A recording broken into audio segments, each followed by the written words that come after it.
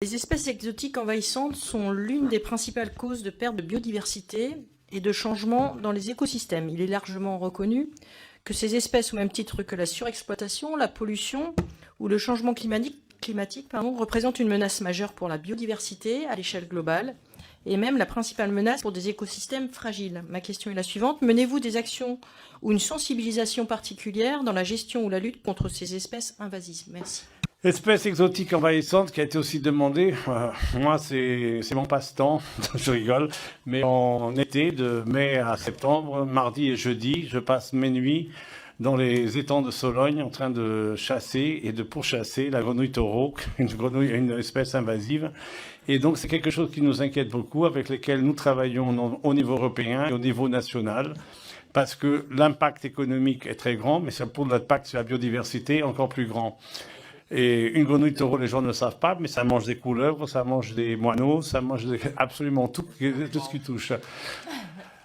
J'ai jamais goûté, je suis pas capable. Mais apparemment, les premiers animaux, c'est assez intéressant de dire ça. C'est très rapidement parce que c'est vraiment pour dire comment c'est tellement facile de détruire et tellement compliqué de reconstruire.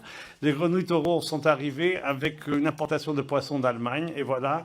Aujourd'hui, ça fait 20 ans qu'on combat pour ça. Ça a pris une seconde à les amener et ça prend 20 ans à les éradiquer. Et sur les espèces exotiques envahissantes, je pense qu'il est notre devoir de les montrer au public, tout simplement. Eric parlait des grenouilles taureaux. Un Parisien moyen, un jeune Parisien, ne sait pas du tout ce que c'est qu'une grenouille taureau. Il a verrait qu'il la reconnaîtrait pas. Et au parc zoologique de Paris, on montre une grenouille taureau, on va montrer des coatirous pour expliquer, voilà, ça c'est une espèce qui, si on prend l'exemple, alors c'est pas le cas de la grenouille taureau parce qu'on peut pas dire que ce soit mignon, un coatirou ou un raton laveur, c'est mignon. Ça a de la sympathie, le public trouve ça mignon, c'est une peluche.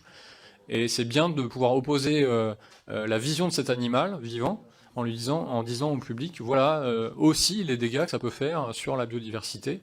Et il n'y a pas meilleur ambassadeur que l'animal vivant, ce que nous permet la réglementation, à juste titre, de pouvoir présenter ces espèces au public, tout en prenant nos précautions évidemment pour qu'elles ne s'échappent pas. Et